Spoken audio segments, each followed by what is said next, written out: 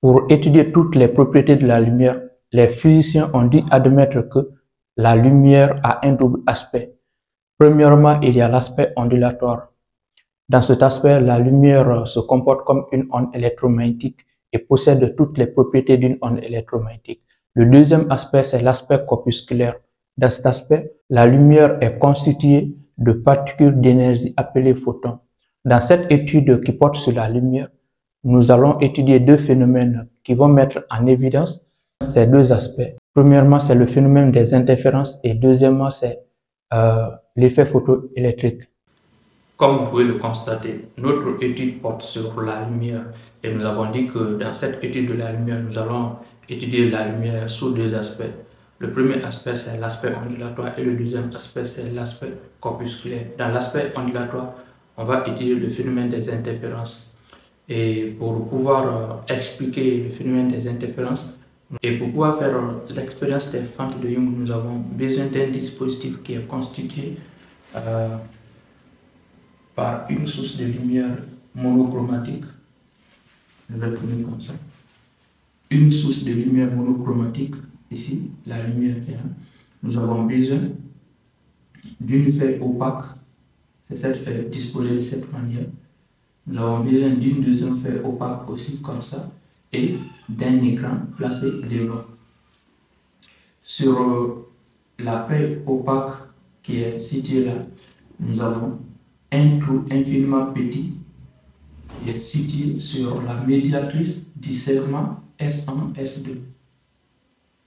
Situé sur la médiatrice, c'est-à-dire une droite qui passe par le beau milieu des deux segments S1 et S2 et perpendiculaire aussi, comme ça. Donc, qui doit passer par ce point. Et deux trous S1 et S2 qui constituent ici les fentes de Young. Certains peuvent noter ces deux trous-là par F1 et F2, comme vous pouvez le constater sur la deuxième figure qu'on va expliquer. Donc, la lumière qui traverse le trou S qui est là est diffractée et vient aussi frapper la feuille qui est située devant ici, la deuxième feuille. Donc, comme cette deuxième feuille est percée de deux trous infiniment petits et très proches, on a juste agrandi pour mieux visualiser. Les deux sources là aussi, S1 et S2, vont essayer de diffracter cette lumière. Donc, on a un faisceau lumineux qui passe par là, qui est diffracté comme ça, et un deuxième faisceau lumineux qui passe par là, qui est aussi diffracté. On constate qu'il y a une zone où les deux faisceaux lumineux sont superposés comme ça. Donc, de cette manière. C'est comme ça, mais on a juste essayé de disposer comme ça pour mieux voir. Et cette zone qui est là est appelée le champ d'interférence ou la zone d'interférence. Donc, ça porte le nom des interférences lumineuses ici. Vous pouvez retenir tout simplement que l'interférence lumineuse, c'est la superposition de deux faisceaux lumineux ici d'une même source, par exemple ici. Les deux faisceaux lumineux qui se superposent ici viennent de la source primaire S qui est là, donc le trou qui est situé là, la source de lumière là. Et là, qu'est-ce qu'on fait? On s'intéresse à la zone commune des deux là, donc des deux faisceaux lumineux. Cette zone-là qui est le champ d'interférence, vous pouvez le remarquer P, N1, N2, j'ai juste essayé de noter comme ça. Le dispositif qui est là, c'est le même dispositif qui se trouve là. Mais juste on a essayé, ici c'est placé comme ça, mais on a tourné comme ça. Ici aussi placé comme ça, on a essayé de tourner, j'ai essayé de faire ça. Et l'écran qui est placé aussi comme ça, j'ai essayé de tourner comme ça pour bien voir. Non. Le dispositif qui est là, c'est le même dispositif, mais pour mieux comprendre les choses, raison pour laquelle j'essaie de faire une deuxième figure. On s'intéresse à la zone commune, là où les deux faisceaux lumineux sont superposés. On observe quoi sur l'écran? L'écran qui est placé là, c'est le même écran qui est là. On observe sur l'écran des raies lumineuses, c'est-à-dire des bandes de lumière. Les bandes de lumière comme ça, voici la lumière, les bandes de lumière comme ça, qu'on appelle des raies. Lorsqu'on observe ces bandes de lumière, on constate que ces bandes de lumière, c'est-à-dire les raies lumineuses là, sont séparées les unes des autres par des raies sombres, donc par des jaunes aussi obscurs. On appelle des jaunes obscurs ou bien des raies obscures ou des raies sombres. Donc cette zone qui est là, on peut constater juste voilà comme ça. C'est des comme ça. C'est des jaunes, des bandes qui sont noires, mais bon, c'est des bandes qui sont noires comme ça, toutes noires.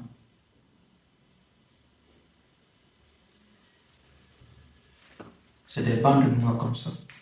Donc, on observe que les raies lumineuses sont séparées les unes des autres par des raies sombres. Et les raies sombres que vous voyez sont comment? Équidistantes. C'est-à-dire que la distance qui sépare des raies sombres ici, la distance là, c'est la même distance là, c'est la même distance comme ça.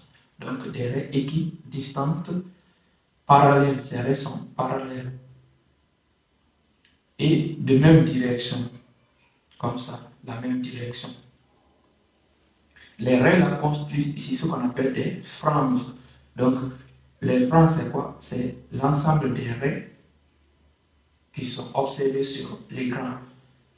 Lorsqu'on parle de franges, on peut parler dans ces franges, les franges sont appelées des raies. Donc, il y a des franges claires qui sont appelées des raies lumineuses. Et il y a aussi des franges noires qui sont appelées des raies sombres ou obscures. La frange lumineuse qui passe par l'origine du centre O est appelée frange claire centrale. Donc sur l'écran, on a un point situé ici comme ça. Donc c'est ici, lorsque vous voyez, on a dit quoi? Que les raies sont équidistantes. Et la distance qui sépare le milieu de deux raies, que ce soit des raies sombres ou bien des raies claires, la distance qui sépare le milieu de deux raies de même nature est appelée interfrange. I par exemple, notez par I, interfrange, on va voir ça sur la troisième figure. Ça aussi, cette figure-là, c'est telle que j'ai essayé d'agrandir ici. Donc, on peut venir déjà sur la troisième figure qui est là. La distance qui sépare le milieu de deux raies de même nature, regardez, les deux raies sont des raies qui sont sombres. Donc, la distance qui sépare le milieu, vous voyez, j'ai tracé au milieu. La distance qui sépare le milieu de deux raies de même nature est appelée interfrange. Donc, notez par I. C'est la même chose que ce soit des raies claires. Lorsque vous voyez, par exemple, ça c'est des raies lumineuses, donc des raies claires. Comme ça, la distance qui sépare le milieu et le milieu là, c'est I interfrange. Même sur la distance qui sépare le milieu de deux raies de même nature est appelée interfrange. Donc, c'est ce qu'on pouvait dire sur les expériences des fentes de Young. Après avoir expérimenté le phénomène des interférences lumineuses, nous allons passer au calcul des différentes grandeurs qui vous seront demandées dans les exercices. Pour pouvoir déterminer les différentes grandeurs, nous avons essayé de simplifier la première figure. Je vous rappelle que la première figure, c'est comme ça. Un écran, une source qui éclaire, comme ça.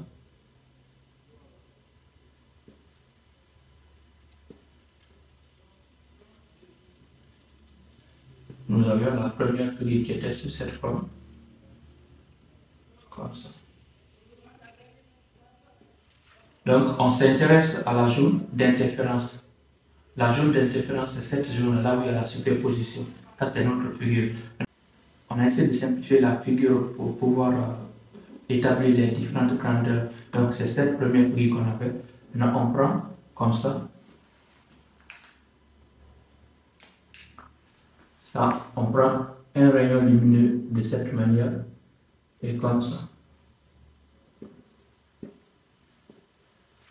C'est ce qui se trouve là, comme ça. Donc, on enlève les à côté là. On enlève tout ça. Vous pouvez constater, c'est ce qu'on a ici. Là, les rayons que vous voyez ici sont appelés des marches. Ça, on l'appelle marche, par exemple. Ça aussi, c'est une marche, c'est-à-dire les chemins suivis par le chemin suivi par la lumière. Si nous avons ça, notre figure, la source S est là, et le trou S est là. Nous avons les deux trous secondaires qu'on a notés par F1 et F2. Et puis, on repère un point M dans la zone d'interférence. Donc, dans cette zone d'interférence située sur l'écran, on essaie de repérer la position d'un point M. Donc, nous allons essayer de calculer la différence entre les deux rayons lumineux, qui est appelée la différence de marche, qui est l'expression de la différence de marche. La différence de marche, c'est tout simplement la différence entre deux rayons lumineux ici d'une même source primaire. Et même lorsqu'on observe sur le chemin, on constate quoi, que le trajet là, quitté ici jusque-là, c'est une courte distance par rapport à cette autre distance lorsqu'on part comme ça. Donc la différence qu'on peut trouver entre les deux rayons lumineux là, c'est cette différence qui est appelée ici la différence de marche. Ce sont les marches, donc la différence entre deux marches. Donc comment nous allons pouvoir calculer ça? Et cette différence, je rappelle d'abord quoi, que cette différence de marche est notée par delta. Ça c'est delta, le symbole grec. C'est un symbole grec comme ça, delta. Donc on note delta comme ça égale à quoi? On a dit que c'est lorsqu'on observe sur la figure. Bon, j'ai oublié la distance qui sépare les deux fentes S1 et F1 et F2 est souvent notée par A. Cette distance-là, c'est A. La distance là, c'est A. Mais pour pouvoir faire nos différents calculs, donc on prend ici et là. Donc la moitié de cette distance c'est A' et aussi A'. C'est ce que j'ai essayé de noter ici. Et une projection qui arrive sur là. Donc, si nous avons ça, delta qui est là, qui est la différence de marche, quel est le plus long chemin? C'est cette trajectoire. Donc, nous avons F2, la distance là, F2, plus F2, quoi? M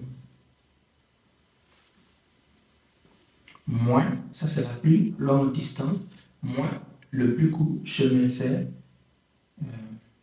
F1 plus F1 M. Comme ça. Maintenant, si vous remarquez, la distance qui est là, c'est la même distance que ça. Le segment là est égal à l'autre segment. On va dire quoi? F2, c'est égal à F1. La distance là, c'est la même distance que ça. Il n'y a pas de problème. On essaie de remplacer, nous aurons delta. Si tel est le cas, F2 plus F2, M, juste on peut se débarrasser des parenthèses. Ici on peut rentrer, nous aurons moins F1 moins F1 M. Donc comme on a dit quoi, que F2 égale à FF1, ça veut dire quoi? On peut simplifier les deux là. Il va rester delta égale à F2 M moins F1 M. On va dire quoi? De plus, c'est mieux. De plus. La distance là, F1 M, on va noter ça par D1. F1 M égale à D1 et l'autre distance F2 M aussi. F2 M, on va noter ça par D2. Si tel est le cas, on peut remplacer ici. Delta sera égal à quoi? C'est D2. La plus longue distance, c'est F2M, D2 moins D1. Voici la différence de masse. On va noter ça par la relation 1. Ça doit être exprimé en mètres puisque c'est une distance. Mais ce n'est pas cette formule que nous allons utiliser dans les calculer, puisqu'on ne va pas vous donner dans les exercices les deux distances là, non. Mais tantôt, la distance D, la distance qui sépare les deux fentes de Young et l'écran, on va vous donner ça très souvent. La distance aussi qui sépare les deux fentes là, ici, la distance qui sépare les deux fentes qui est A, on va aussi vous donner ça. Donc, on va essayer d'établir, de donner l'expression de la différence de masse delta en fonction de D, de A et aussi peut-être de X. X, c'est la distance entre la frange centrale et un point situé sur une autre frange. Donc, de telle sorte que N soit dans le champ d'interférence. On va cherchons D2 et D1. On va essayer de chercher D2 et D1. Pour chercher D1 et D2, on va s'intéresser au triangle. Par exemple, pour D1, le triangle qu'on va utiliser, c'est F1, H1, M.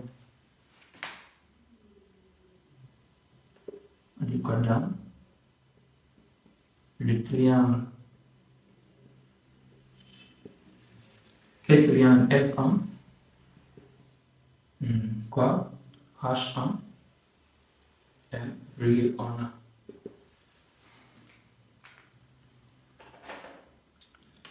C'est le triangle là. Ça et ça. C'est un triangle qui est rectangle. Donc, qu'est-ce que nous allons faire? Tout simplement,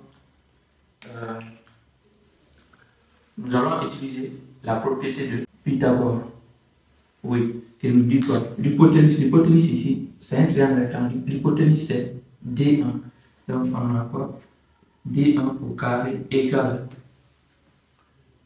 Le côté adjacent, on a un angle par exemple. Le côté adjacent ici, c'est quoi? C'est la distance là. Mais regardez, la distance F1, H1, c'est la distance de. Donc, D au carré plus quoi? Cette autre distance. Mais la distance là ne sera pas donnée dans les exercices. Donc, cette distance qui est là, c'est la distance X d'ici là, moins A sur 2. Donc, c'est X moins A sur 2 de tout au carré. J'espère que vous avez compris. La distance là ne vous sera pas donnée dans les exercices. C'est à nous de l'exprimer en fonction de X et de A demi. Là, lorsqu'on prend la distance là, c'est X. Et cette distance là, c'est le côté opposé à l'angle. Donc, nous aurons quoi? C'est X, la distance là, moins l'autre distance là. A sur 2. C'est ce que ça donne. On garde ça comme une relation 2. Même chose dans le triangle.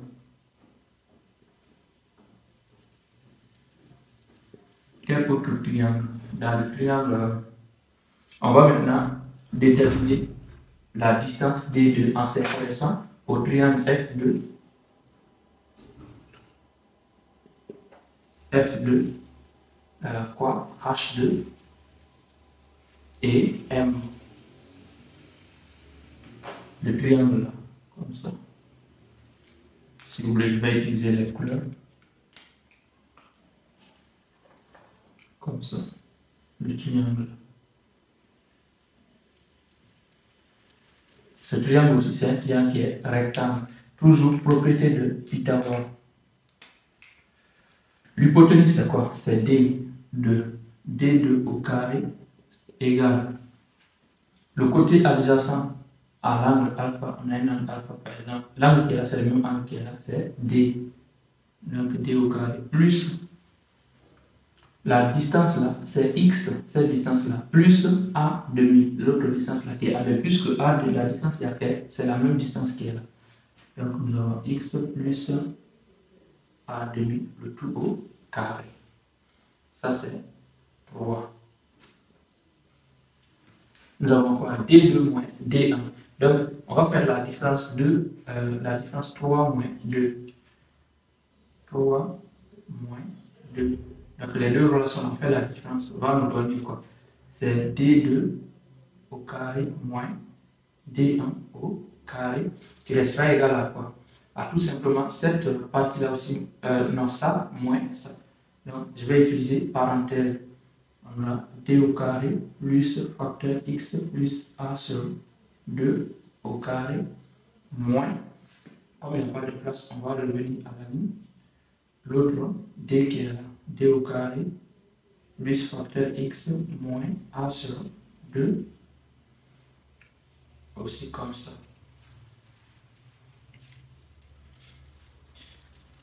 Comme c'est le moins là va rentrer ici.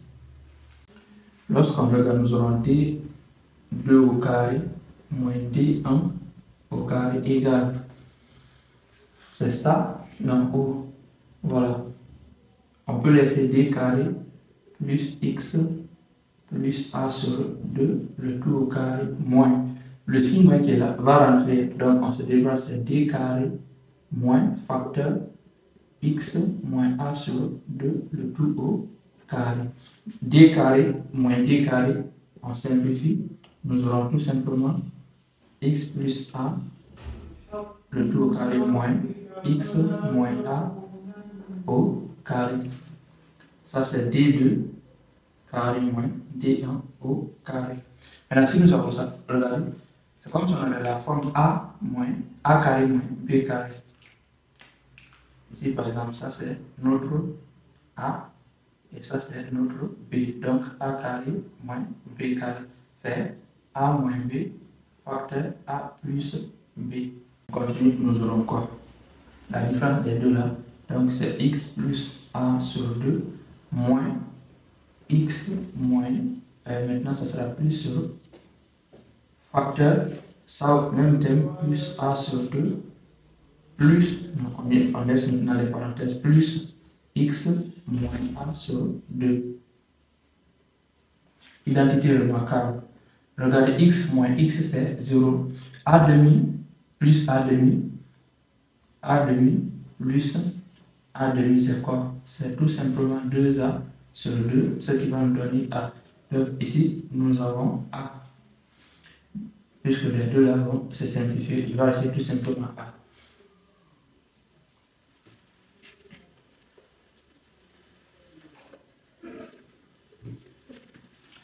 Facteur, c'est la multiplication. On vient ici, nous aurons x plus x. Ici, les deux là sont opposés. Plus a demi moins a demi, on les simplifie, nous aurons facteur 2a. Alors, d carré moins d, ça c'est 2, d2, d1 aussi au carré égal à quoi? Non, ici c'est x. X, donc c'est, on peut laisser même la parenthèse, c'est 2a x. Donc, travailler doucement, étape par étape. On arrive là, on va noter ça par quelle relation? Nous étions à 3, on va noter ça par 4. Maintenant, c'est la différence de masse, c'est d2 moins d1, c'est delta. Donc ici nous avons d2 moins d1 au carré. On va aussi appliquer la forme, quelle forme? A moins a carré moins b carré. Or, là nous avons delta égale d2 moins d1. Alors que nous avons d2 carré moins d1 au carré, on applique la forme a carré moins b carré. Nous aurons d carré moins, c'est d2 moins d1 au carré égale, ça c'est d2 carré moins d1, c'est d2 moins d1, ici d2 plus d1 qui reste égal à 2ax. Comme d2 moins d1, c'est quoi? C'est delta, donc on va remplacer ça ici, delta. Nous aurons ici delta. Et ça, la différence des deux là, c'est delta. Delta égale à d2 moins d1. Après, là où nous sommes, c'est à partir de là. Lorsque vous arrivez là, vous se placez dans les conditions expérimentales.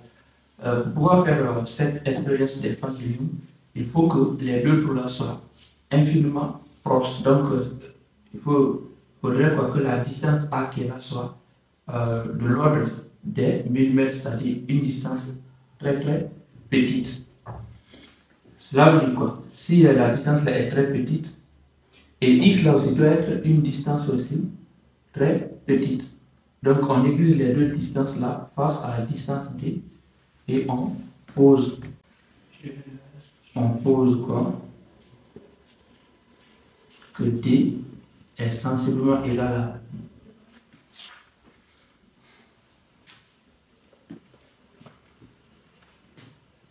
on pose que d2 plus d1 est sensiblement égal à 2 fois la distance d. C'est-à-dire d1 plus d2, c'est 2 fois cette distance avec les conditions expérimentales. Donc on revient maintenant là, nous aurons quoi? Delta facteur, ça c'est la différence de delta. Ici, 2d égale à 2ax.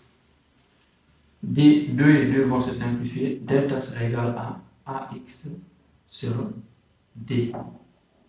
C'est l'expression de la différence de masse. Cette valeur-là que vous devez retenir. Mais avant, vous devez aussi apprendre à démontrer. Parce qu'il peut y arriver que vous avez oublié cette formule, mais grâce aux démonstrations, vous pouvez faire ressortir. Exercez-vous, apprenez à démontrer. Donc delta égale à ax sur d, c'est la différence de masse, la différence entre les deux segments-là. Vous pouvez même constater que dans d'autres exercices, cette figure sera tout simplement dessinée. Dans des exercices, les gens coupent souvent comme ça. Donc au lieu que ça soit comme ça, vous allez voir qu'ils vont enlever cette partie-là, tout simplement. Ça sera comme ça. Donc F1, F2. Si vous voyez comme ça, ça revient à la même chose, juste ils ont coupé le trou primaire, c'est-à-dire le trou qui est là, a été enlevé. Le plus important, c'est la différence de masse que vous devez retenir ça. Après avoir déterminé la différence de masse delta qui est là, la deuxième grandeur à connaître, c'est l'ordre d'interférence. L'ordre d'interférence ici, c'est tout simplement le rapport. L'ordre d'interférence est noté très souvent par P minuscule comme ça. C'est le rapport entre la différence de masse delta et la longueur d'onde, comme ça. Donc, c'est cette grandeur-là qu'on appelle ordre d'interférence. On n'a pas d'unité. Bon, une fois déjà qu'on connaît la différence de masse, si vous voulez, vous pouvez établir l'ordre d'interférence. Vous remplacez, ça sera AX sur lambda D. L'ordre d'interférence peut être égal en remplaçant delta qui est là. Mais ça, c'est pas trop pratique. Juste pour retenir ça et connaître aussi l'autre. Nous allons parler maintenant des états d'interférence. Les états d'interférence, c'est quoi? C'est tout simplement la détermination de la position des franges brillantes et aussi des franges obscures, qu'on appelle des franges sombres aussi. Donc, nous allons faire par exemple notre truc. Le chemin était là. Comme ça.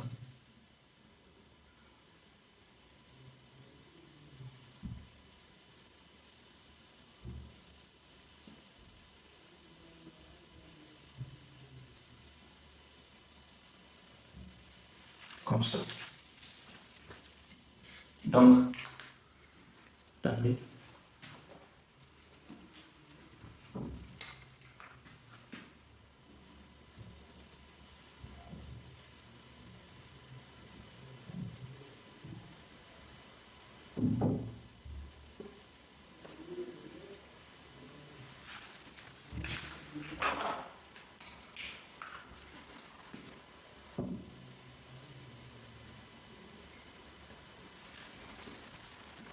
Voilà.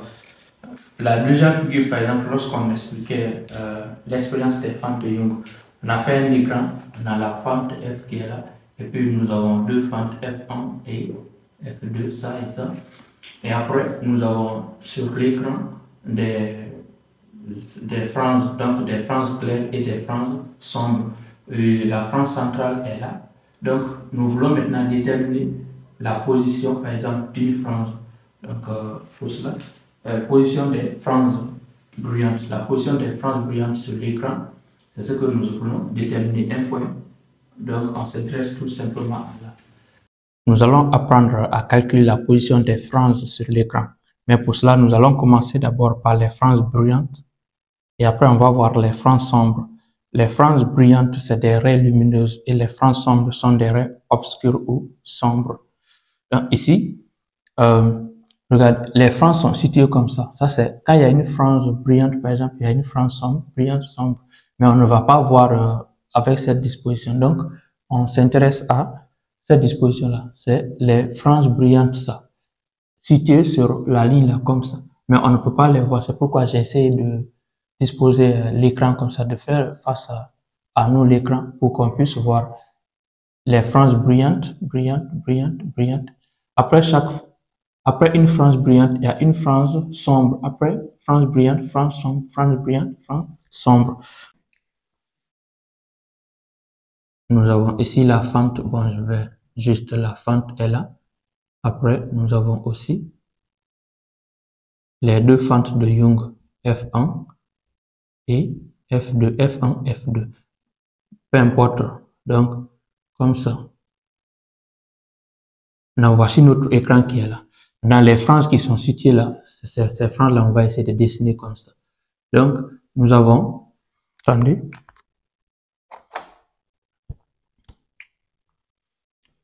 le milieu ici, ça c'est pour une frange centrale. Donc, comme ça.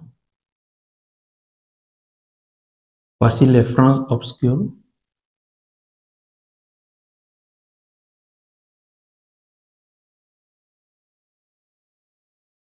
Ce que vous devez retenir sur ça, donc, sur un écran, par exemple, s'il y a, à partir du point haut, le point haut, c'est ça, c'est ce point-là qui est situé ici, quelque part, au milieu d'une frange centrale. Le point haut se situe au milieu d'une frange centrale, le point haut qui est là. Donc, s'il y a deux franges sombres par là, il doit y avoir aussi deux franges sombres par ici. S'il y a trois par là, il y aura trois par là. S'il y a quatre par là, quatre aussi par là. Donc, comme ça. Attendez.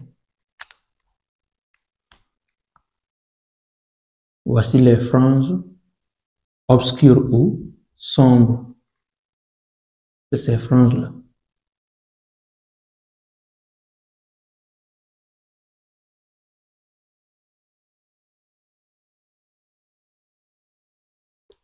Maintenant, sur l'écran, le point M qui est là, par exemple, est situé quelque part ici, sur une frange. Bon, on va supposer que c'est sur une frange brillante. Le point M est là. Donc, la distance là, c'est cette distance qui est là. C'est la distance là, qui est X. Vous comprenez, c'est cette distance-là qui est X. Non, je pense que vous voyez maintenant clair. Donc, pour les franges brillantes, voici la position d'une frange brillante. Un point M, le point M, si le point M est placé ici sur une frange brillante, pour qu'un point M soit placé sur une frange brillante, il faudrait que la différence de masse, pour qu'une frange soit située sur une frange, pour qu'un point M soit situé sur une frange brillante, par exemple ici, ou bien ici, ou ici, ou ici, il faudrait que la différence de masse soit un multiple de quoi? De la longueur d'onde lambda de cette onde électrolumineuse qui est là. K est un entier relatif. Ou bien K appartient à Z. C'est ça. Or, ici nous avons quoi? Delta qui est là, c'est le même delta aussi on a, et delta égale à AX sur D. Nous avons démontré ça. On égalise les deux. Nous aurons quoi? AX sur D égale à K lambda, comme ça. Donc, si tel est le cas, on va tirer X ici. X égale à lambda D sur A. Donc, c'est à l'aide de cette formule, on pourra déterminer, par exemple, la distance x là, la distance là. C'est aussi en mètres puisque c'est une distance. Est-ce que j'ai pas oublié? J'ai oublié K. Hein? Il y a K ici. Le K là, c'est le K là.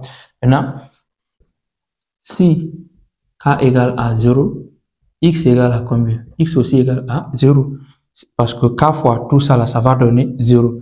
Donc, nous sommes sur la frange centrale. On va dire quoi? Le point M se situe sur la frange centrale brillante. Cette frange est une frange brillante. Ça, c'est si K égale à 0. Donc, le point M va se trouver là. Maintenant, si K égale à 1, si K égale à 1, nous allons trouver quoi? Où est la formule? On vient ici. Nous allons trouver X égale à lambda D sur A. Donc, dans ce cas, nous sommes où? Ici. Le point M se trouve là. Juste, c'est la première frange brillante après la frange.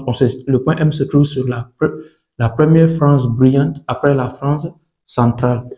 Donc, si K égale à 2, nous aurons quoi? X égale à combien? On remplace ici. X égale à 2 lambda D, 2 lambda D sur A. Donc, le point M se trouve ici. Donc, si l'écran continue comme ça, ainsi de suite, c'est comme ça. Maintenant, regardez par exemple, lorsqu'on fait la différence entre deux franges consécutives de même nature, par exemple, entre la frange centrale et la première frange située juste après la frange centrale, la première frange brillante située juste après la frange centrale, nous avons ici quoi? Bon, si vous voulez, les indices, on peut noter par ça, par exemple, par x0, x1 et x2. Lorsqu'on fait la différence x2 moins x1, nous allons trouver quoi? 2 lambda d sur a moins lambda d sur a. On essaye de factoriser par ça, nous allons trouver tout simplement lambda d sur a.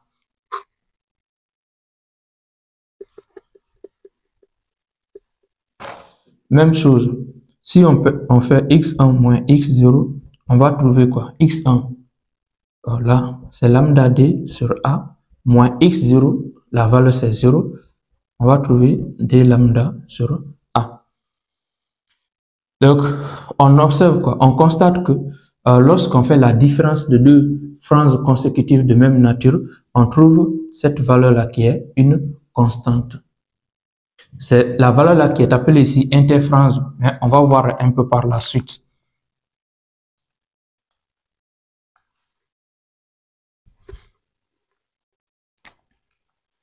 Lambda d là, c'est quoi? Lorsqu'on fait la différence entre le milieu de cette frange, toujours le milieu, et le milieu de la frange aussi qui suit. Donc la distance là, c'est lambda d sur a.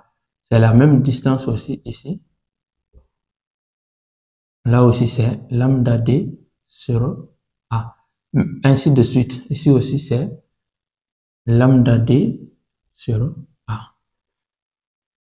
Surtout, ne négligez pas cette interprétation, même l'autre interprétation, parce que dans l'exercice, vous aurez besoin de cette compréhension, cette interprétation pour pouvoir faire les calculs. Dès lors qu'on vous donnera l'exercice, automatiquement, il y aura des mots qui vont vous parler des franges ou quoi. Vous devez faire ça et puis essayer de faire les calculs.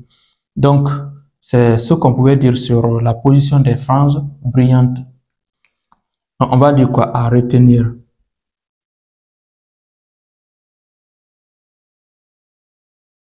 Ce que nous allons retenir, c'est quoi? C'est que l'ordre d'interférence P là, pour P égale à K pour les franges brillantes. Donc, pour les franges brillantes, l'ordre d'interférence P reste égal à l'entier K. C'est quel entier? Ou même, j'ai effacé, nous avons écrit quoi? Que delta égale à K lambda. Donc, c'est le K qui est là. L'ordre d'interférence égale à ce K. Dans l'exercice, vous aurez besoin pour faire les calculs. Maintenant, après ça, nous allons voir aussi l'état d'interférence pour les franges sombres. Nous allons aussi déterminer la position des franges obscures. Cette position-là, c'est toujours X. Ça, c'est de manière générale. Maintenant, ici, voici notre écran. Je ne sais pas si c'est trop clair. Je vais reprendre tout simplement l'écran. Ici. Là, nous avons les franges obscures comme ça.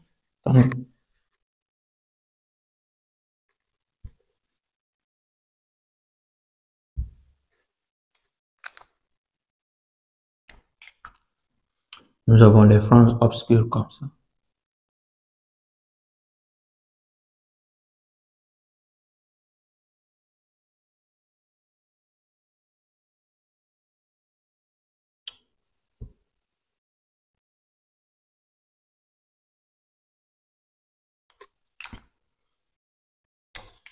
La frange centrale au milieu, nous avons la frange centrale qui est là. Donc, bon, j'ai pris trois franges obscures de part et d'autre de la frange centrale, puisque c'est toujours symétrique. S'il y a trois franges obscures par là, il doit y avoir aussi trois franges obscures de l'autre côté ici. Maintenant, nous avons ça. Maintenant, la position des franges obscures. C'est quoi la position des franges obscures? C'est la distance à partir de la frange centrale. Si un point M est situé, par exemple, au milieu ici, la position là, c'est la distance X. Donc, c'est la distance de l'origine jusqu'à cette position X. C'est la distance là qui est la position des franges obscures. Si un point M est situé là, quelle est la position? C'est depuis l'origine ici. Donc, c'est X. Pour ça, on peut noter par X1 par exemple, X2.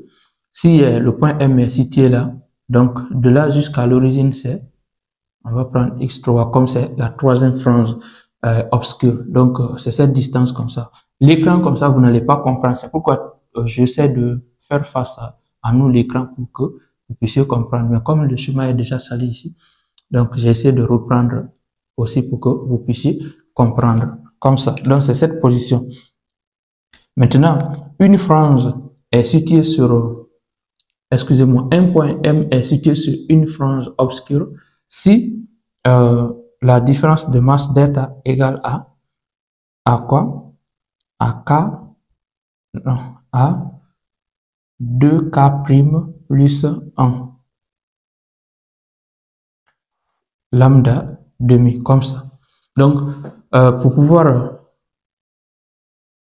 déterminer la position de chaque d'un point situé sur une frange obscure, il faut utiliser la relation là. Et delta égale à quoi? Delta, nous avons dit que c'est AX sur D. La position se trouve là. X est la position. Donc, on remplace à partir de là, nous aurons AX sur D égale à 2K' plus 1. K est un entier relatif aussi. Je vais écrire ça. K' appartenant à l'ensemble Z, un entier relatif. Nous avons ça, lambda demi. À partir de là, nous pouvons, la position qu'on cherche, regardez, position des franges obscures. X de manière générale, X égale à quoi? X égale à 2K' plus 1, D lambda sur 2A. Donc, voici la formule que nous allons utiliser pour déterminer la position des franges obscures. X est la position. Maintenant, nous allons continuer. Pour, par exemple, si K' égale à 0, K' là égale à 0, on se trouve où X sera égal à, on va prendre ça comme X1 par exemple, pour les franges obscures. X égale à, ici nous aurons 2 fois K' qui est égal à 0, c'est 0.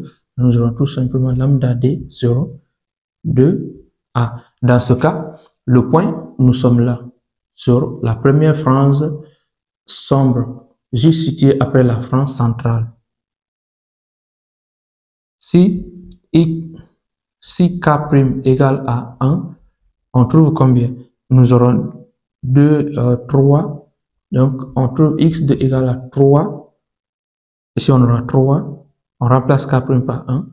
Lambda D sur 2A. Si K' égale à, dans ce cas, x2 c'est où? C'est cette distance-là.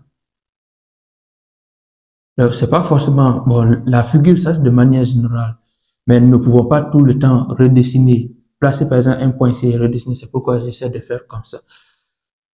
Maintenant, si K' égale à 2, nous allons trouver x3 qui sera égal à combien? X3 qui sera égal à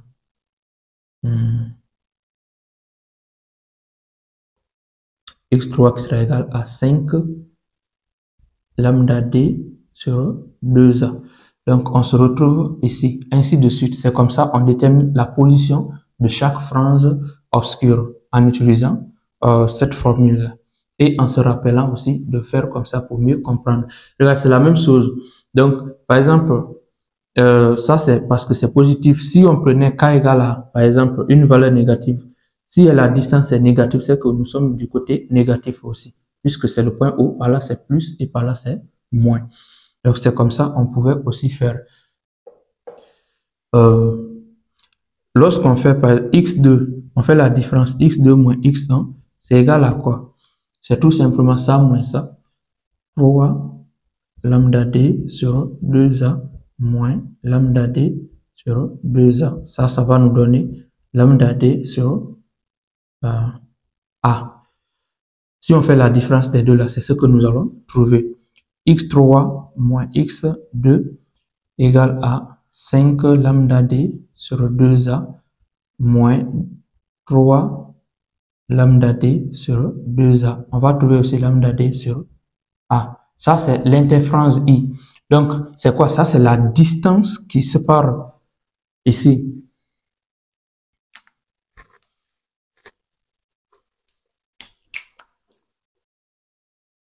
La distance qui sépare le milieu de deux franges consécutives de même nature. Les deux franges là sont consécutives de même nature, sont des franges sombres. La distance là, c'est I, l'interfrange I. Donc, c'est la même distance que celle qu'on a trouvée ici. Ça reste tout simplement I égale à lambda D sur A. C'est aussi la distance qui sépare les deux franges. Bon, comme il n'y a pas de place, on va écrire toujours c'est lambda D sur A. C'est la même distance si on fait comme ça, c'est aussi I qui est égal à lambda D sur A, ainsi de suite. Je vais encore écrire à retenir. Ça, c'est obligatoire. Si vous ne retenez pas ces petits détails-là, vous aurez beaucoup de difficultés dans les exercices. Dans l'ordre d'interférence aussi, P pour les franges obscures, c'est K' plus 1 demi. Pour l'autre, là, on avait dit quoi? L'ordre d'interférence pour les franges claires, c'est P égale à K, mais pour les franges sombres, c'est K' plus 1 demi. C'est ce que vous devez retenir. Maintenant, nous allons voir l'interférence I. Que ce soit pour les franges claires ou pour les franges sombres ou obscures, l'interférence I reste toujours égale à lambda D sur A. Peu importe la nature des franges, puisque l'interfrange, c'est quoi? C'est la distance qui sépare le milieu de deux franges consécutives de même nature. Je viens déjà d'expliquer ça. Le milieu des deux franges, la distance là, ce milieu, ça aussi c'est la même distance. Même chose pour les franges claires. La distance là ne change pas. Donc que ce soit, et c'est une distance en mètres. Voici un cas particulier, par exemple, que vous pouvez rencontrer dans les exercices. Donc nous avons étudié ici l'expérience des fans, nous avons déterminé ici la différence de masse, nous avons déterminé l'interférence, nous avons parlé de l'ordre des interférences, et aussi un autre cas qui peut se présenter, c'est quoi? C'est qu'on essaie de placer une lame mince en verre, par exemple d'épaisseur E et d'indice N. Donc on a une lame ici, l'indice on va noter par N, bon ça sera donné dans les exercices, et l'épaisseur aussi sera donnée dans les exercices. l'épaisseur aussi de la lame là sera donnée dans l'exercice. Donc, cette fois-ci, on essaie de placer une lame en verre ici, sur le chemin suivi par ce rayon lumineux. Donc, on a un rayon lumineux, on place une verre comme ça. Le rayon lumineux là va venir d'abord frapper le verre qui est là. Donc, si vous rencontrez par exemple un cas comme ça dans un exercice, vous devez vous rappeler de ce qu'on va dire dans cette partie pour pouvoir traiter cet exercice.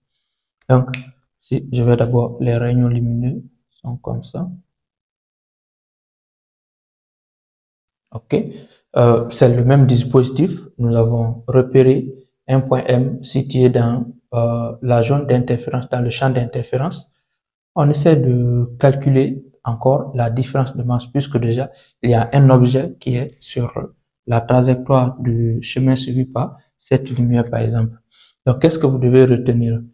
Le rayon lumineux ici de la fente F1 qui va traverser ici, lorsque ce rayon lumineux va traverser la distance E, par exemple l'épaisseur, E c'est l'épaisseur de la lame, vous savez c'est quoi l'épaisseur? C'est comme si, voici par exemple, comme si notre lame c'était ça, l'épaisseur c'est la largeur là qui est l'épaisseur. Donc, lorsque le rayon lumineux ici de la fente F1 va parcourir la distance E dans cette zone-là, avant que le rayon lumineux ne traverse le verre qui est là d'indice N, l'autre rayon lumineux, d'après les expériences, le second rayon lumineux qui est issu de la fente F2 va parcourir une distance qui est égale à N fois E, c'est-à-dire une distance qui est égale à l'épaisseur fois l'indice du verre qui est placé ici. Ça, c'est pour le rayon lumineux qui est issu de cette ligne. Ici de là, va traverser une distance qui est égale à N fois E. Et lorsque le rayon lumineux issu de cette fente va traverser le verre qui est là, donc la lame qui est là en vert. C'est ça. Cela veut dire quoi? Que le rayon lumineux qui est là va subir un retard. Le rayon lumineux là va subir un retard. Et ce retard là, c'est quoi? C'est NE moins E. Donc, il sera égal à quoi? À N moins 1 fois E. Voici le retard que va subir le rayon lumineux ici de cette trajectoire. Pour cela, qu'est-ce qu'on va dire? On va dire le retard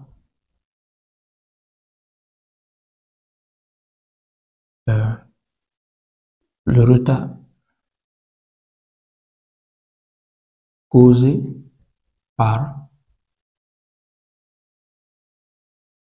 la masse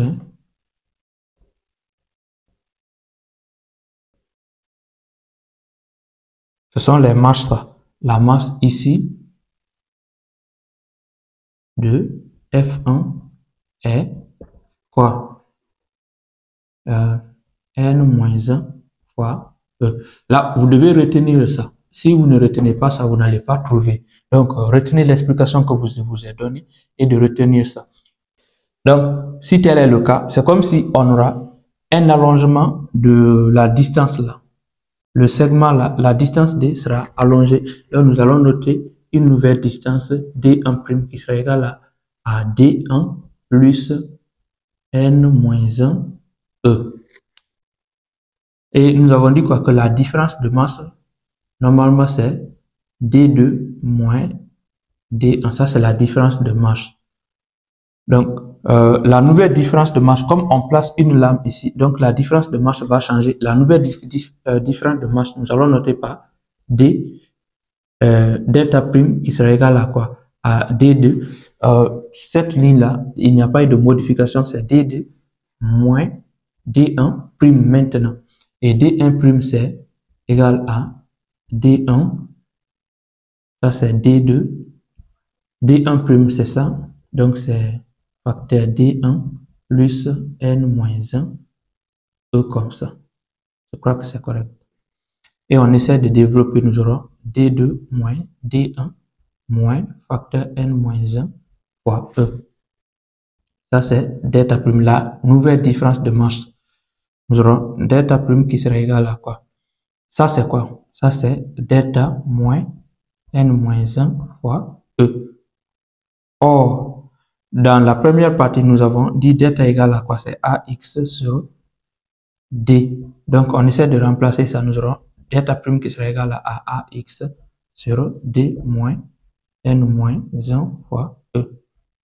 Donc, c'est cette formule que vous allez utiliser quand on va vous demander de déterminer la différence de masse lorsqu'il y a une lame de verre placée sur l'un des chemins suivis par la lumière. Ça pouvait être ici, sur le chemin là, mais juste on place ici pour les études.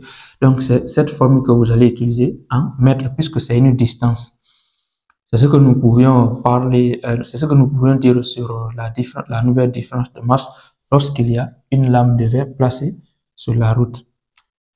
La deuxième chose à connaître ici, c'est quoi? C'est la position de quoi? C'est la position de la frange centrale. Nous avons dit quoi? Que dans la première partie, la frange centrale se situait sur l'axe là. Mais une fois que déjà il y a une lame de verre ici, la frange centrale va essayer de se déplacer du côté où la lame est placée. Donc, c'est la frange centrale, au lieu que ça soit situé sur cet axe ici, la frange centrale va se déplacer d'une distance x0, par exemple, ça peut être ici, d'une distance x0, tel que, c'est ce que nous allons dire, position de la frange centrale.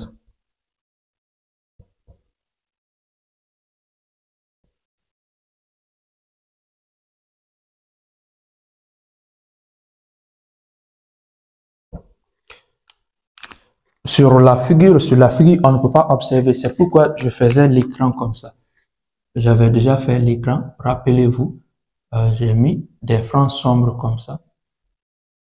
Donc, la frange centrale est au milieu, ici quelque part. Ça, c'est les franges claires. Donc, la frange centrale est là. Mais lorsqu'il y a une lame de verre maintenant, la frange centrale ne va pas se trouver au milieu, mais il y aura un décalage. Donc, peut-être comme ça. Au lieu que ça soit le milieu, la frange centrale va se déplacer d'une certaine distance. Ça ne sera plus le milieu, mais un peu devant, vers où le truc est placé, vers où se trouve la lame. Donc, on va dire quoi? Ce que aussi vous devez retenir dans les exercices, ce que vous devez retenir pour appliquer dans les exercices, c'est quoi? Que la frange centrale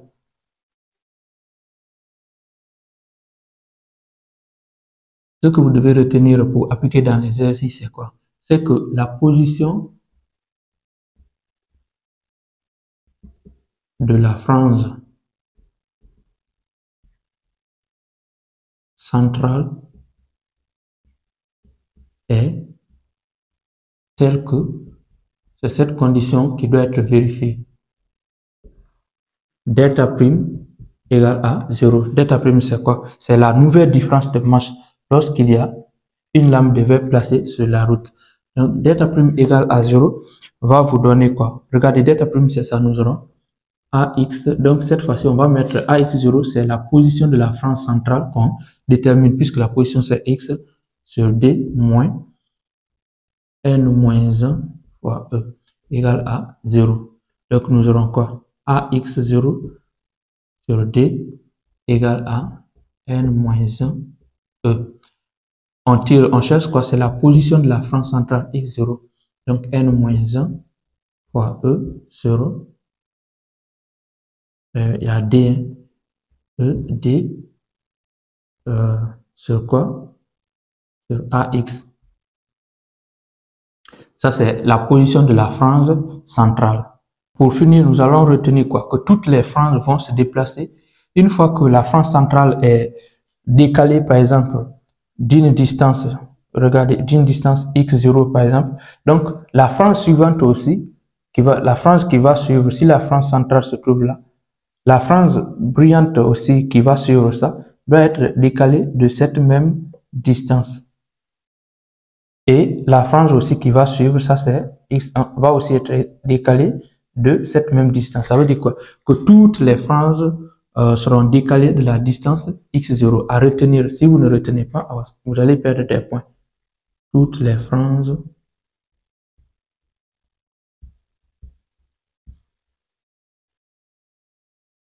se déplacent de x0 du côté où se situe la lame. Donc, c'est ce que vous devez retenir. Bon, ça aussi, ça c'était le déplacement des franges. Vous devez retenir ça parce que ça va vous aider. Maintenant, en dehors de ça, l'interférence et autres là, les autres là ne changent pas. L'ordre des interférences ne change pas. Ça, c'était un cas particulier. On va voir aussi un autre cas particulier. Le troisième cas de situation que vous pouvez rencontrer dans les exercices consiste à déplacer la source S, par exemple, d'une distance Y sur un plan vertical au plan des deux fentes S1 et S2. Dans ce cas, il y a bien évidemment changement parce que lorsqu'on déplace la source S d'une distance Y, la distance Y c'est ça, de là à là, d'une distance Y, on constate que le système de frange est renversé, se trouve du côté négatif maintenant, par là. Si on avait déplacé la source par là, le système de frange allait se construire par là. Donc, dans ce cas, vous avez besoin de connaître la nouvelle différence de marche, de connaître la position de la frange centrale aussi. Et c'est ce que nous allons essayer de déterminer. Non, ça. La figure, c'est comme ça. Ce que nous avons vu quoi d'abord en première position. La source S est là. Et puis on a ça comme ça. Il y a un écran. La distance qui est la même distance comme ça. Quelque part ici, on a fait cette étude. Donc dans ce cas, les deux distances là sont égales. Et on a la différence de masse, c'est le trajet là moins l'autre trajet. On a vu ce type de figure. Le deuxième type de figure que nous avons rencontré aussi, c'est ça.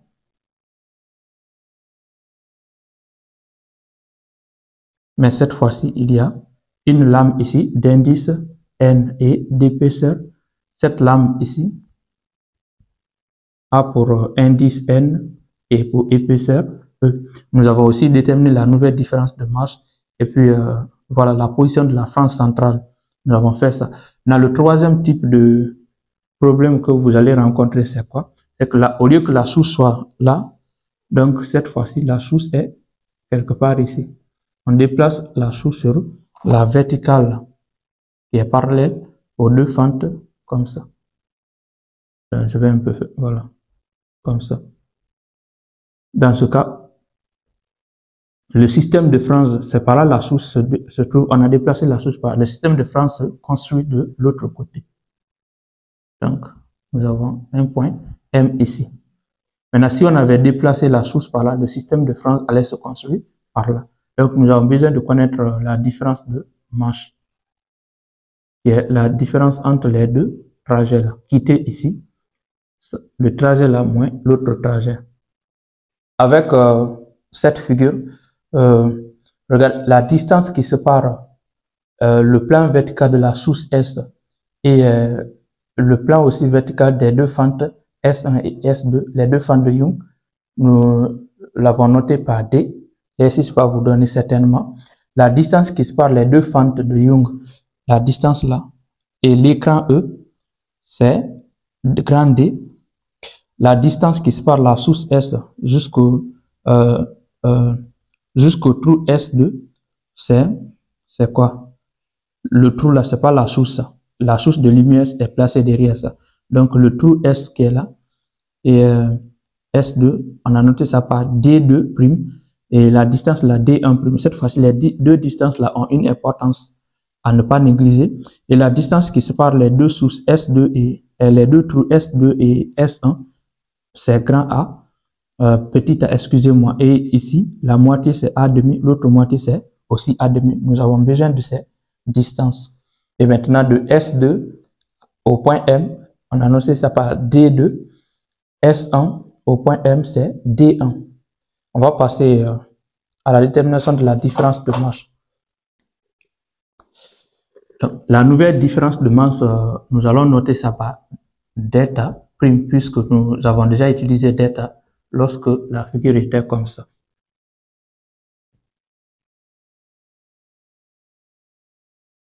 Je ne sais pas trop, comme ça.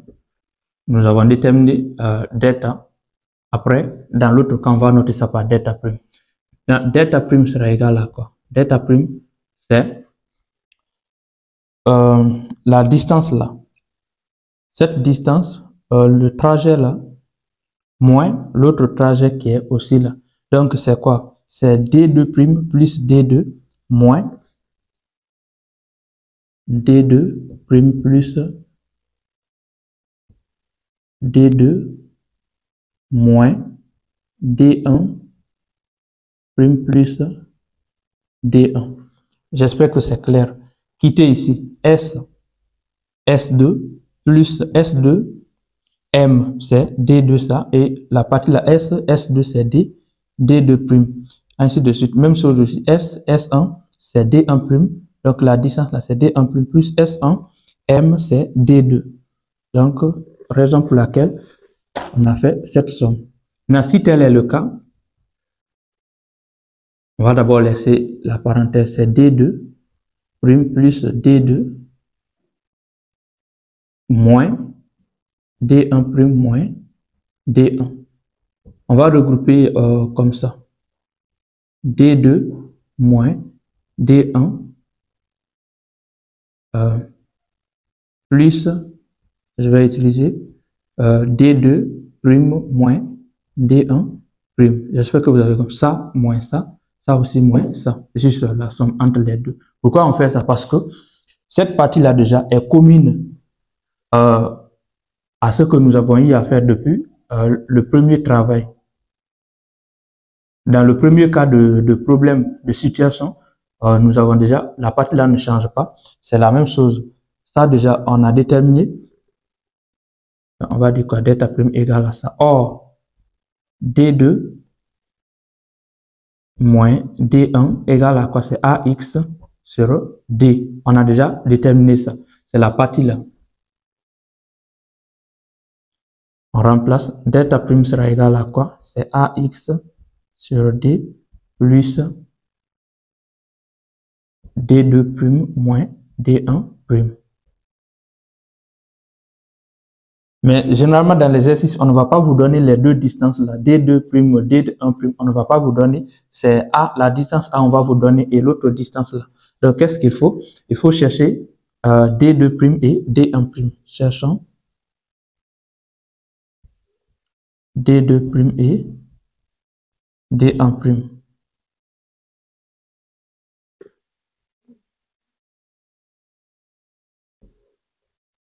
La source est là. Les deux points sont là. Ça, c'est D1 prime et D2 prime. La distance là, juste. On peut même effacer. Cette partie-là, nous n'avons pas besoin de ça. C'est l'autre partie-là. Donc, on fait une projection. On a un triangle rectangle ici. Si on fait aussi une projection, ça c'est la distance là, c'est D. Nous avons aussi un triangle rectangle ici. Regardez. Triangle rectangle.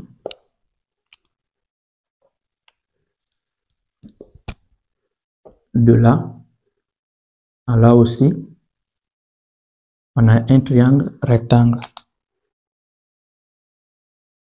Ça, c'est la distance D2'. L'autre là, c'est la distance D1'. Et là, ici, c'est A demi. Là aussi, c'est... Ça, c'est Y. Le déplacement de la source, on déplace la source S d'une distance Y. Et quand on fait la projection, à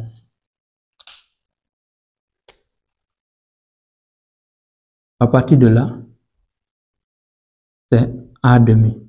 c'est cette même distance aussi qui est là comme ça. Observez, la distance là, c'est la même distance qui est là. Donc, A demi aussi.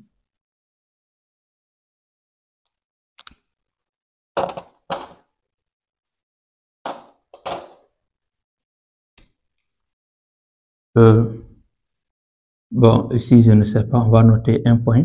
On va mettre H par exemple ici, c'est S2. On a S1 ici. Donc, on va dire quoi? Dans le triangle, c'est un triangle rectangle. Dans le triangle rectangle, quel triangle?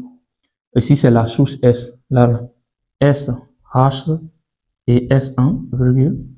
On a quoi? D'après la propriété de Pythagore, ça c'est l'hypoténuse. D1 prime carré égale à quoi? C'est le côté adjacent à l'angle qui est la distance D, la distance là, c'est la même distance, donc D au carré plus, regardez, le côté opposé c'est la distance là, mais cette distance là on ne connaît pas. S1 H c'est le côté opposé, ça reste égal à quoi? C'est toute la distance là qui est A demi moins quoi? L'autre distance, cette petite distance qui est Y. Donc, si vous avez compris, on met ça A sur 2 moins Y le tout au carré. On garde ça. Aussi dans l'autre triangle. Dans le triangle. Dans quel triangle? Dans le triangle, cette fois-ci, la distance, on va noter ça par H' par exemple. S, H', S2. Même chose aussi. Donc, l'hypoténuse c'est D2. On aura quoi? D2 prime. Oui, D2 prime au carré qui sera égal à quoi? Le côté adjacent à l'angle, c'est D carré plus le côté opposé c'est A demi plus Y. A demi plus Y, donc au carré. J'espère que c'est clair. La distance là, plus ça, c'est le côté opposé. Alors, quitter ici jusque là, c'est Y. Quitter ici jusque ça, c'est A demi. Toute la distance là, de là jusque là, c'est A. D2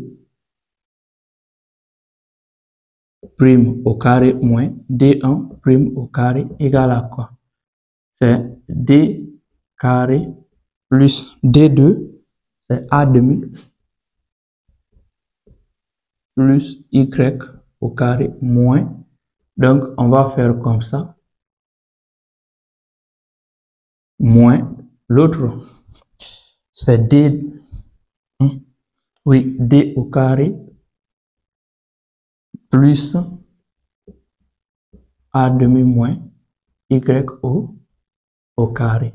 Donc, il faut juste développer donc le 6 moins là va multiplier les éléments de la collade là. Nous aurons D2 prime au carré moins D1 prime au carré égal à quoi? Donc, D carré plus A demi plus Y au carré moins, ici, D2 au carré moins, le moins qui est là va multiplier ça moins, va aussi moins ici et moins. Donc, on aura A demi moins Y au carré. Donc, si tel est le cas, les deux là sont opposés, on les supprime. D carré moins D carré. Nous aurons ici A demi plus Y au carré moins A demi moins Y au carré. Ici, on a la forme A moins B. Donc, ça, c'est notre A et l'autre là, c'est notre B.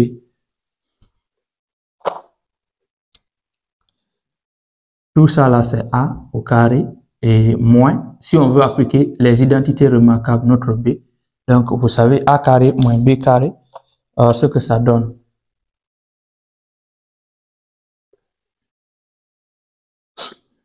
Nous aurons quoi? A demi plus Y plus a demi moins y facteur a demi plus y moins a demi, moins va multiplier ça, ça fait plus y. Ça va nous donner quoi? Les deux là, y plus y moins y, c'est 0. A demi plus a demi, c'est a. Facteur, ici aussi, a demi moins a demi, c'est 0. Plus y plus, ça c'est 2y. Nous avons d2 prime au carré moins d1 prime au carré aussi, qui reste égal à 2 à y. Maintenant, en regardant, on travaille en fonction de quoi? De ça. Nous avons d2 prime moins d1 prime. Ici aussi, on a la forme a carré moins b carré, ce qui nous donne d2 prime moins d1 prime facteur d2 plus d1 prime, comme ça, égal à 2 à y. D'après les conditions de l'expérience, les conditions de l'expérience sont quoi? C'est que pour pouvoir réaliser l'expérience des fentes de Young, il faudrait que les deux distances là, S1 et la distance qui sépare S1 et S2 soit infiniment petit, et aussi la distance là aussi n'est pas une grande distance, donc c'est une petite distance. Ça veut dire quoi? La distance A et la distance D sont infiniment petits par rapport à la distance grand D qui est là. De plus, comme dans cette partie-là, les grandeurs sont infiniment petites, alors là, nous allons poser quoi? Nous allons poser que D là, c'est égal à D1' plus D2' égale à 2 fois 2D, d'après les conditions de l'expérience. Donc, c'est ce que nous allons faire. On a quoi? D est doublement supérieur à A. Ce qui veut dire quoi? Ça aussi,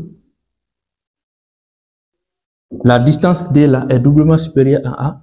Même la distance Y là aussi n'est pas trop éloignée de l'axe qui passe par le centre ici. Donc, supérieur à Y. Y aussi est doublement supérieur à A. Ce qui va nous permettre de poser que D2' plus D1' est sensiblement égal à 2D. Donc, c'est cette condition qu'il faut poser avant de pouvoir prendre ça. Obligatoirement. Si tel est le cas, nous aurons d'abord, ok, ici, D2' moins D1'. Maintenant, facteur, on remplace quoi? On remplace cette somme-là par 2D.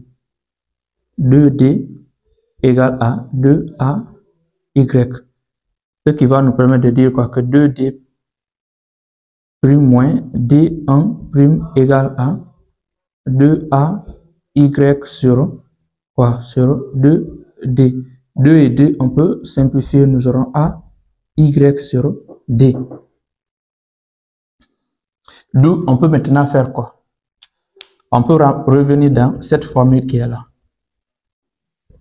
On a quoi? D2' moins D1' égale à AY sur D. On remplace ça maintenant ici. Nous aurons delta' égale à quoi?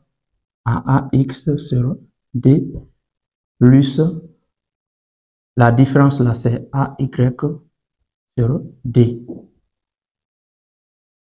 Donc voici la formule de la différence de masse. La différence de masse est delta' cette fois-ci lorsque la source n'est pas sur l'axe là, mais tantôt ici là. Lorsqu'on déplace la source d'une distance Y par rapport à l'axe initial, à la ligne là. Après avoir connu la différence de masse pour ce cas précis, nous allons maintenant chercher à connaître la position de la frange centrale. Donc, pour pouvoir déterminer la position de la frange centrale, il faudrait que la condition que nous allons poser est quoi? C'est de poser que delta' égale à 0. On va dire quoi? La frange centrale est située à une position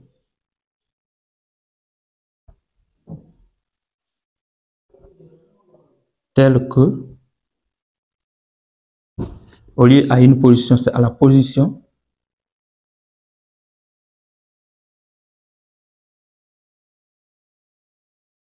oui, c'est pas grave, à une position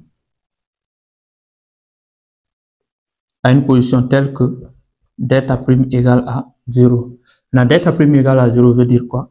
Cette fois-ci, nous aurons maintenant A x0. Ça, c'est la position. La position, c'est x, position des franges. Où se trouve la frange centrale? Bon, on ne sait pas, ça peut être quelque part ici. Donc, cette distance est x0. La position, c'est x pour les franges. Les franges sont situées sur cette verticale. Donc, delta prime égale à 0. Donc, on peut, dans ce cas, ça sera maintenant AX0 sur D plus AY sur D égale à 0. Donc, on peut dire quoi? Que AX0 sur D égale à moins AY sur D. Maintenant, on tire X0 sera égal à quoi? Bon, A est là aussi, on peut simplifier, c'est moins dy sur d. En mètres, c'est une distance. Maintenant, le 6 moins là est normal. Pourquoi? Parce que regardez, le truc, la source, le trou S est par là. Et nous avons dit quoi? D'après les conditions de l'expérience, d'après l'expérience, ce qu'on observe, c'est quoi? Que lorsqu'on déplace la source par là, le système de franges est renversé. Donc, c'est les franges sont sur cette position-là. La frange centrale est du côté négatif. Regarde l'origine, comme si on a un repère ici, l'origine du repère c'est où? Et le côté négatif c'est ça, le côté positif c'est ça. Et M est là. Donc la frange centrale est située quelque part à une distance du côté négatif. C'est pourquoi on a le signe moins ici. Donc, pour finir, on va dire quoi? Ce que vous devez retenir quoi? C'est quoi?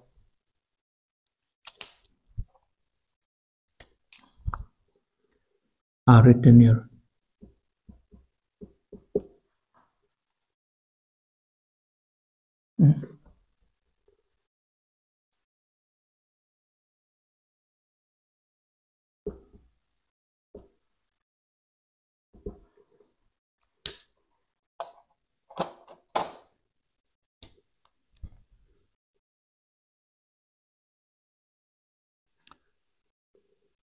Toutes les franges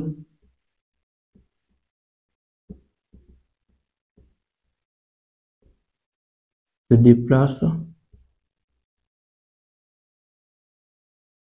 de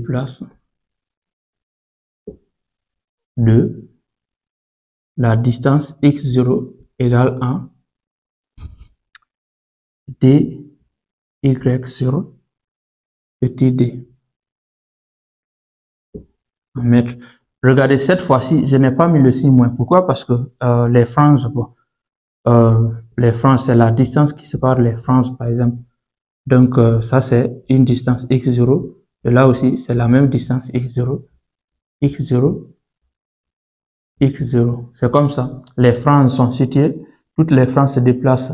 Le système de franges étant, par exemple, positionné à la frange centrale, lorsqu'on déplace la source, donc les franges aussi vont être décalées de la distance là. C'est pourquoi je n'ai pas mis tout simplement le signe moins. Mais là, c'est obligatoire de mettre le signe moins puisque c'est pour déterminer la position de la frange centrale.